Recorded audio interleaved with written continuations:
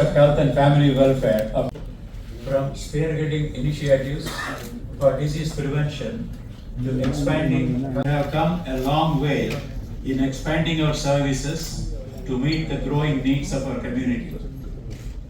The emergency room get attention at the critical care level can now receive right in the emergency room complex.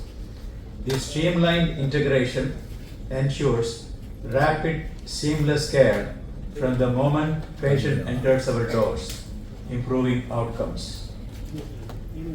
Quality is doing the right thing at the right time and doing it right away. That is our aim. That reflects in the setup of our new emergency room complex.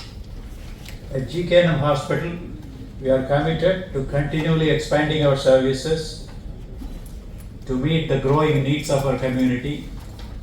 We are truly excited about our upcoming School of Nursing, where we aim to train. His dedication to healthcare inspires us all, and we are confident that with his guidance. ஊடகவியலாளர்களே, வருகை தந்து சிறப்பித்துக் கொண்டிருக்கின்ற உங்கள் அத்தனை பேருக்கும் முதலில் என்னுடைய நன்றியையும் வணக்கத்தையும் தெரிவித்துக் கொள்கின்றேன். இந்த மருத்துவமனையில் இன்றைக்கு நவீன மருத்துவ தொழில்நுட்பம் மற்றும் மேம்படுத்தப்பட்ட அடிப்படை வசதிகளுடன் கூடிய புதிய விரிவாக்கப்பட்ட 24 மணி நேர அவசர பராமரிப்பு வளாகம் ஒன்று தொடங்கி வைக்கப்பட்டிருக்கிறது. இந்த வளாகத்தின் மூலம் பெரியவர்கள் தொடங்கி குழந்தைகள் வரை 19 படுக்கை வசதிகள் கொண்ட வசதியும், உயர் கவனிப்பு தேவைப்படும் நோயாளிகளுக்கான பிரத்யேகமாக 17 படுக்கைகள் கொண்ட அதிதீவிர சிகிச்சை பிரிவுக்கான ஒரு அமைப்பு, ஹை டிபெண்டன்சி யூனிட் என்கின்ற வகையிலும் இன்றைக்கு திறந்து வைக்கப்பட்டிருக்கிறது. குழந்தைகள், இதயம் பாதிக்கப்பட்டவர்கள், பக்கவாதம், மீட்பு, தனிமைப்படுத்துதல், அவசர டயாலிசிஸ் மற்றும் பிரசவம் போன்றவற்றிற்கான தனித்துவமான பகுதியாக இந்த பகுதிகள் இன்றைக்கு தொடங்கி வைக்கப்பட்டிருக்கிறது. இதை பொறுத்தவரை ஒரு 25 அர்ப்பணிக்கப்பட்ட மருத்துவர்கள் இதில் பணியாற்றுவார்கள் என்றும், இதற்கென்று தனியாக ஒரு அதிவேக ஆம்புலன்ஸ் வசதியும் அதிவிரைவு சிகிச்சை முறைகளும் இன்றைக்கு பயன்பாட்டிற்கு வந்திருக்கிறது என்கின்ற வகையில் இந்த வசதிகளை தொடங்கி வைப்பதில் நான் உண்மையிலேயே பெருமை அடைகிறேன். கோயம்புத்தூரில் இருக்கிற பல்வேறு மருத்துவ கட்டமைப்புகளில் இந்த குப்புசாமி நாயுடு நினைவு மருத்துவமனை என்பது கோயம்புத்தூரின் அடையாளங்களில் ஒன்று என்று சொல்வதை காட்டிலும் தமிழகத்தின் மருத்துவத்துறை அடையாளங்களில் மிக முக்கியத்துவம் வாய்ந்த ஒன்றாக தொடர்ந்து குப்புசாமி நாயுடு மருத்துவமனை என்றாலே, ஜிகேஎன்எம் மருத்துவமனை என்றாலே பல்வேறு வகையான பிரத்யேக சிகிச்சைகள் என்பது தொடர்ந்து பெயர் பெற்றும் வந்து கொண்டிருக்கிறது. குறிப்பாக புற்றுநோய், இதய பாதிப்புகள் போன்ற பல சிகிச்சைகளுக்கு இந்த மருத்துவமனையில் தொடர்ந்து பெரிய முக்கியத்துவம் அளிக்கப்பட்டு வருகிறது என்பதை நாம் அனைவருமே நன்றாக அறிவோம். புற்றுநோய்க்கான விழிப்புணர்வு இன்றைக்கு உலகம் முழுவதும் தேவைப்படுகிற நிலையில் ஒரு 10 ஆண்டுகளுக்கு முன்னாலேயே புற்றுநோய்க்கான பெரிய அளவிலான விழிப்புணர்வை ஏற்படுத்திய ஒரு மருத்துவ மையம் ஒன்று உண்டென்றால் அது GKNM மருத்துவமனை என்பதை நாம் அனைவருமே நன்றாக அறிவோம். இன்றைக்கு உலகம் முழுவதும் அதிக பாதிப்புகளை, புற்றுநோய் பாதிப்புகள் உருவாக்கி கொண்டிருக்கிறது. காரணம், நாம் அன்றாடம் மேற்கொள்ளும் அந்த உணவு பழக்க வழக்கங்கள் போன்ற பல்வேறு விஷயங்களின் காரணமாக இன்றைக்கு இந்த புற்றுநோய் பாதிப்புகள் என்பது அதிகரிக்க தொடங்கி இருக்கிறது. மாண்புமிகு தமிழ்நாட்டின் முதலமைச்சர்களுடைய வழிகாட்டுதலின்படி கடந்த ஆண்டு இதே ஈரோடு, திருப்பத்தூர், ராணிப்பேட்டை, கன்னியாகுமரி ஆகிய 4 மாவட்டங்களில் புற்றுநோய் பாதிப்புகள் அதிகரித்திருக்கிற நிலையில் அந்த 4 மாவட்டங்களைச் சேர்ந்த 18 வயதுக்கும் தாண்டிய அனைத்து பொதுமக்களுக்கும் புற்றுநோய் பரிசோதனைகளை 100% செய்வது என்கின்ற வகையில் ஒரு திட்டம் தொடங்கப்பட்டது. அதற்கான காரணம், அந்த 4 மாவட்டங்களில் புற்றுநோய் பாதிப்புகள் அதிகரித்து வருகிறது என்பதால் தான்.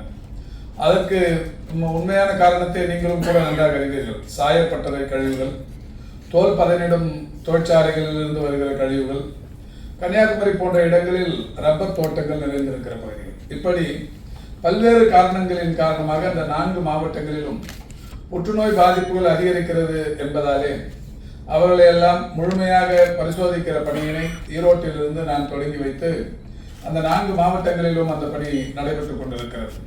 இந்த 4 மாவட்டங்களிலும் இதுவரை கண்டறியப்பட்டதில் ஏறத்தாழ 110க்கும் மேற்பட்டவர்களுக்கு புதிதாக புற்றுநோய் பாதிப்புகள் இருப்பது என்பது கண்டறியப்பட்டிருக்கிறது. அவர்களுக்கு இதுவரை அந்த மாதிரியான பாதிப்பு இருப்பது தெரியாமலேயே அவர்கள் பணியாற்றி கொண்டிருந்தார்கள். அந்த வகையில் இதுவரை பரிசோதித்தவர்களில் 110 பேருக்கும் மேற்பட்டவர்களுக்கு பாதிப்புகள் கண்டறியப்பட்டிருக்கிறது.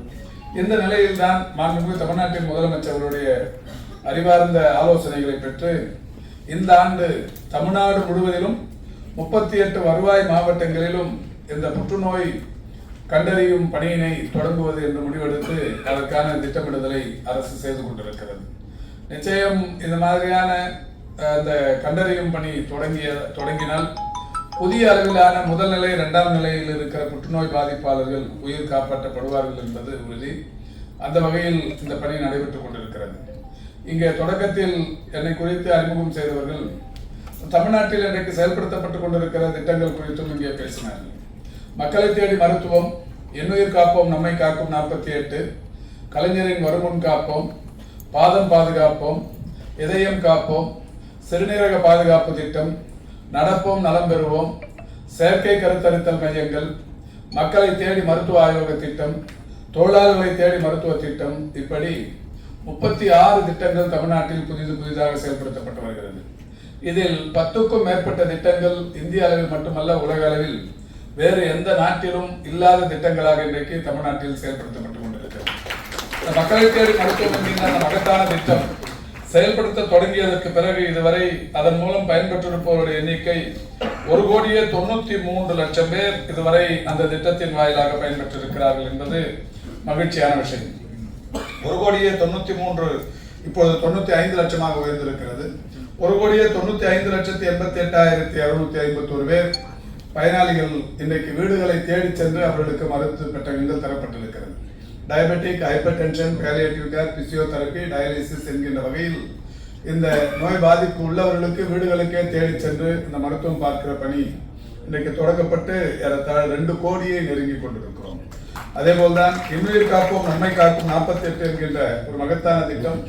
இந்த திட்டத்தின்படி தமிழ்நாட்டில் எங்கே எல்லாம் அதிகமாக விபத்துகள் நேர்க்குமோ அப்படி ஹாட்ஸ்பாட்ஸ் என்று கண்டறியப்பட்ட ஒரு 500 இடங்களுக்கு அருகில் இருக்கிற மருத்துவமனைகள், அரசு மருத்துவமனைகளை பொறுத்தவரை 237, தனியார் மருத்துவமனைகளை பொறுத்தவரை 455, ஆக 692 மருத்துவமனைகளில் இந்த பாதிப்பு விபத்து ஏற்பட்டவுடன் உடனடியாக முதல் 48 மணி நேரத்தில் மருத்துவமனைக்கு கொண்டு போய் சிகிச்சை அளிக்கும் பட்சத்தில் அவர்களுக்கு 1 லட்சம் ரூபாய் அரசின் சார்பில் தந்து அவர்களுடைய உயிர் காப்பாற்றும் திட்டம் தொடங்கி வைக்கப்பட்டது.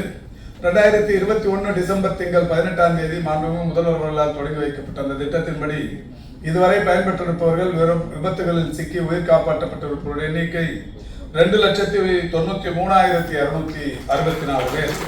இதற்காக இந்த அரசு செலவு செய்திருக்கிற தொகை 255,84,00,000.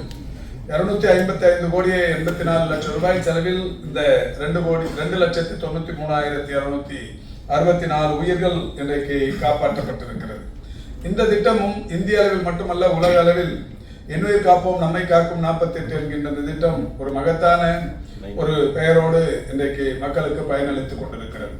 அதேபோல் இதே கோவை மாவட்டத்தில் தான் கடந்த 2023ஆம் ஆண்டு ஜூன் திங்கள் 27ஆம் தேதி மதுக்கரை ஒன்றியம் மலுமிச்சம்பட்டி என்கின்ற ஊரில் இதயம் காப்போம் என்கின்ற ஒரு திட்டத்தை தொடங்கினோம். இதய பாதிப்புகள் அதிகரித்து வருகிற நிலையில் அந்த தொடக்க நிலைகளில் முதல் பாதிப்பு என்கின்ற வகையில் கிராமப்புறங்களில், குக்கிராமங்களில், மலை கிராமங்களில் இருப்பவர்களுக்கு உடனடியாக உதவுவதற்கு தமிழ்நாட்டில் இருக்கிற 8,713 துணை சுகாதார நிலையங்களிலும் 2,286 ஆரம்ப சுகாதார நிலையங்களிலும் லோடிங் டோசஸ் என்கின்ற வகையில் ஒரு 3 வகையான மருந்துகள் கையிருப்பு உறுதி செய்யப்பட்டு அந்த வகையில் 10,999 மருத்துவமனைகளில் அந்த மருந்துகள் கையிருப்பில் இருக்கிறது. ஆஸ்பிரின், உலபிடோக்ரல், அட்டோவாஸ்டாட்டின் ஆகிய இந்த 3 மருந்துகளை பொறுத்தவரை இன்றைக்கு 10,999 மருத்துவமனைகளில் இருப்பு வைக்கப்பட்டு பாதிப்புக்குள்ளானவர்கள் உடனடியாக காப்பாற்றப்பட்டுக் கொண்டிருக்கிறார்கள். அந்த வகையில் கடந்த ஓராண்டில் மட்டும் உடனடியாக உயிர் காப்பாற்றப்பட்டு மேல் சிகிச்சைக்கு அனுப்பப்பட்டவர்களுடைய எண்ணிக்கை 12,000-ஐ கடந்திருக்கிறது. இப்படி தமிழகத்தை பொறுத்தவரை பல்வேறு திட்டங்கள் இன்றைக்கு தமிழ்நாட்டில் செயல்படுத்தப்பட்டுக் கொண்டிருக்கிறது. கடந்த 2 மாதங்களுக்கு முன்னால் பல்வேறு நிகழ்வுகளுக்காக நான் அமெரிக்காவுக்கு சென்றிருந்த போது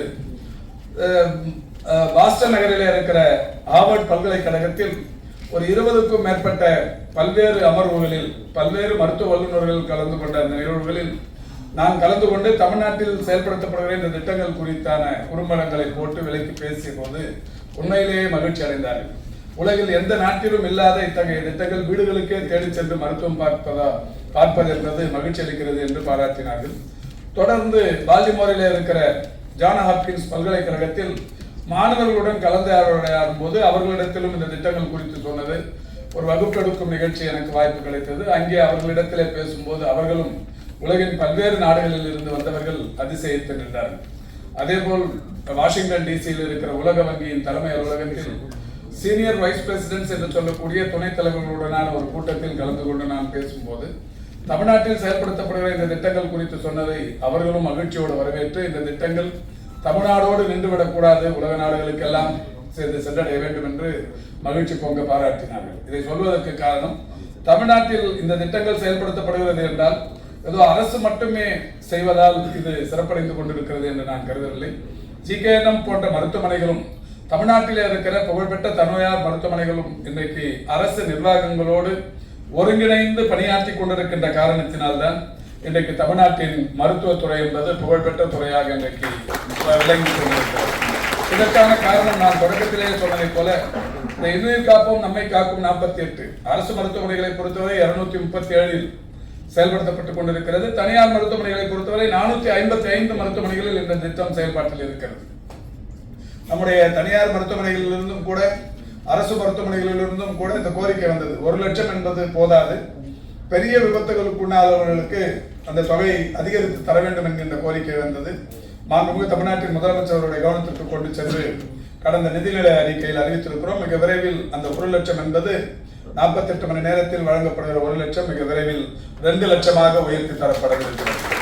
அதே போல் இன்றைக்கு தமிழ்நாட்டில் இந்திய அளவில் புகழ்பெற்ற திட்டங்களில் ஒன்றாக இருப்பது இன்சூரன்ஸ் ஸ்கீம். இந்த இன்சூரன்ஸ் ஸ்கீமை பொறுத்தவரை இந்த முதலமைச்சர் காப்பீட்டு திட்டம் என்பது இன்றைக்கு பெரிய அளவில் இன்றைக்கு இந்திய அளவில் புகழ்பெற்று விளங்கி கொண்டிருக்கிறது.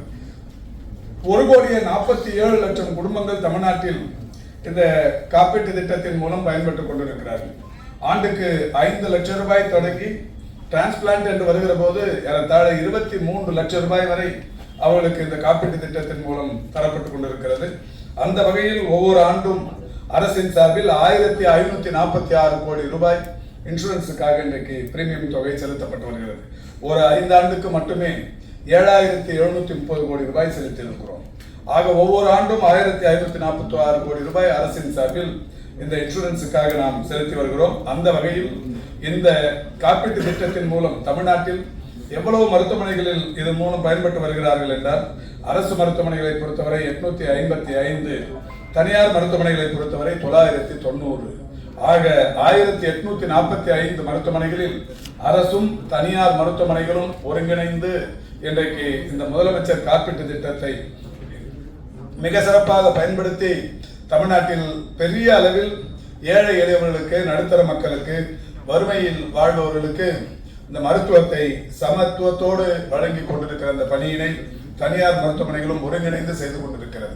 அப்படி செய்து கொண்டிருக்கின்ற காரணத்தினால்தான் இன்றைக்கு தமிழ்நாடு இந்த எல்லா குறியீடுகளிலும் முதலிடத்தில் இன்றைக்கு இருந்து கொண்டிருக்கிறது. அந்த வகையில் தான் தமிழ்நாடு அரசு மாண்புமிகு தமிழ்நாட்டின் முதலமைச்சருடைய வழிகாட்டுதலோடு எந்தெந்த தனியார் மருத்துவமனையில் பிரத்யேகமான சிகிச்சை அளிக்கிறார்களோ, சிறப்புக்குரிய மருத்துவர்கள் யார் எந்த தனியார் மருத்துவமனைகளில் இருந்தாலும் அவர்களையும் அரசு நிர்வாகத்தோடு ஒருங்கிணைத்து அவருடைய மருத்துவ சேவையும் பயன்படுத்திக் கொள்ள வேண்டும் என்கின்ற வகையில் தான் ரேலா மருத்துவமனையின் இயக்குனர் பெருமதிப்புக்குரிய ரேலா அவர்களை சென்னை ராஜீவ்காந்தி மற்றும் ஸ்டான்லி மருத்துவமனைகளுக்கு கல்லீரல் மாற்று அறுவை சிகிச்சைக்கான அந்த பயிற்சி தருவதற்கு அவருடன் ஒரு புரிந்துணர்வு ஒப்பந்தம் போடப்பட்டு அது இன்றைக்கு மிகப்பெரிய அளவில் பயன்பாட்டில் இருந்து கொண்டிருக்கிறது. அதே போல் அப்போலோ லிட்டில் ஹார்ட்ஸ் ஃபவுண்டேஷன் அவர்களோடு ஒரு புரிந்துணர்வு ஒப்பந்தம் போடப்பட்டு குழந்தைகளுக்கான இருதய நோய் பாதிப்புகளுக்கு அவர்களுடனான அந்த MOE இன்றைக்கு பெரிய அளவில் பயன்பட்டுக் கொண்டிருக்கிறது. TTK மருத்துவமனை நிர்வாகத்தோடு ஒருங்கிணைந்து அரசு நிர்வாகங்கள் ஒருங்கிணைந்து மனநல மருத்துவ சேவையை மக்களுக்கு கிடைப்பதற்குரிய நடவடிக்கைகளுக்காக அவர்களுடன் புரிந்துணர்வு ஒப்பந்தம் போடப்பட்டிருக்கிறது. இதே கோவையில் கங்கா மருத்துவமனைக்கும் நம்முடைய அரசு மருத்துவமனைகளும் ஒருங்கிணைந்து பாதம் பாதுகாப்போம் என்கின்ற வகையில் நீரிழிவு நோயினால் பாதிக்கப்பட்டவர்களுக்கு பாதத்தை பராமரிப்பதற்கும் பாதுகாப்பதற்கும் தேவையான நடவடிக்கைகளாக அவர்களுடன் ஒரு புரிந்துணர்வு ஒப்பந்தம் போடப்பட்டிருக்கிறது. ஸ்னேகா ஃபவுண்டேஷன் என்கின்ற ஒரு அமைப்புடன் தற்கொலை தடுப்பு மனநல ஆலோசனைகளுக்காக அவர்களுடன் ஒரு புரிந்துணர்வு ஒப்பந்தம் போடப்பட்டிருக்கிறது. ஸ்கார்ப் இந்தியா என்கின்ற ஒரு நிறுவனத்துடன் மனநல சிகிச்சை பயிற்சிகளுக்காக அவர்களுடனும் ஒரு ஒப்பந்தம் போடப்பட்டிருக்கிறது. கேன் கிட்ஸ் கேன் அமைப்புகளுடன் குழந்தைகளுக்கான புற்றுநோய் சிகிச்சைகளுக்காக அவர்களுடன் ஒரு புரிந்துணர்வு ஒப்பந்தம் போடப்பட்டிருக்கிறது. நயாகேர் மற்றும் MSD அமைப்புகளுடன் செயற்கை நுண்ணறிவு தொழில்நுட்பம் இன்றைக்கு பெரிய அளவில் வளர்ந்து கொண்டிருக்கிற அந்த தொழில்நுட்பம், அதற்காக அவர்களுடனும் ஒரு புரிந்துணர்வு ஒப்பந்தம் போடப்பட்டிருக்கிறது. கடந்த 3 ஆண்டுகளில் மற்றும் இது போன்ற தனியார் மருத்துவமனைகளின் மருத்துவ சேவையை பிரத்யேகமாக அந்தந்த மருத்துவமனைகளில் இருக்கிற மருத்துவ சேவையை இன்றைக்கு பயன்படுத்தி அரசும் இந்த வகையில் தனியார் மருத்துவமனைகளும் ஒருங்கிணைந்து காரியங்களை செய்து கொண்டிருக்கிறது. நான் இதையெல்லாம் சொல்வதற்கு காரணம், இந்த மருத்துவமனையை பொறுத்தவரை நான் ஏற்கனவே சொன்னதை போல புற்றுநோய் விழிப்புணர்வாக இருந்தாலும் இதய பாதிப்புகளாக இருந்தாலும் தமிழ்நாட்டுக்கு ஒரு முன்னணி மருத்துவமனையாக இருந்து கொண்டிருக்கிற ஒன்று. புற்றுநோய்க்கான விழிப்புணர்வை ஏற்படுத்திய நீங்கள் நடத்திய மாரத்தானில் ஒரு 7-8 ஆண்டுகளுக்கு முன்னால் நான் 2 ஆண்டுகள் தொடர்ச்சியாக கோயம்புத்தூருக்கு வந்து உங்கள் மாரத்தான் போட்டியில் கலந்து கொண்டு நீங்கள் அளித்த பதக்கங்களை பெற்றிருக்கிறேன். 21 கிலோமீட்டர் தூரம் நானும் சைலேந்திர பாபு அவர்களும் 2 முறை நீங்கள் நடத்திய அந்த போட்டிகளில் கலந்து கொண்டிருக்கிறேன். அதை சொல்வதற்கு காரணம், அந்த வகையில் இந்த மருத்துவமனையும் தமிழக அரசோடு இணைந்து ஒரு புரிந்துணர்வு ஒப்பந்தத்தை போட்டு அந்த புற்றுநோய் மற்றும் இருதய பாதிப்புகளுக்குள்ளான அந்த நடவடிக்கைகளுக்கு அரசுடன் ஒருங்கிணைய வேண்டும் என்கின்ற என்னுடைய வேண்டுகோளை விடுக்க கடமைப்பட்டிருக்கின்றேன். காரணம், இந்த GKNM மருத்துவமனை என்பது ஏறத்தாழ 1952 தொடங்கி இன்றைக்கு தமிழகத்தின் ஒரு பெரிய அடையாளமாக மருத்துவத்துறையில் விளங்கி கொண்டிருக்கிற நீங்கள் தமிழக அரசோடும் இணைந்து ஏற்கனவே பல காரியங்களை செய்து கொண்டிருந்தாலும் பிரத்யேகமாக புரிந்துணர்வு ஒப்பந்தங்களின் மூலம் அரசுக்கு உறுதுணையாக இருக்க வேண்டும் என்கின்ற அந்த கோரிக்கை வைத்து இந்த சிறப்பான ஒரு கட்டமைப்பை நான் தொடங்கி வைப்பதற்கான அந்த நல்ல வாய்ப்புக்கு நன்றி கூறி விடைபெறுகிறேன். நன்றி.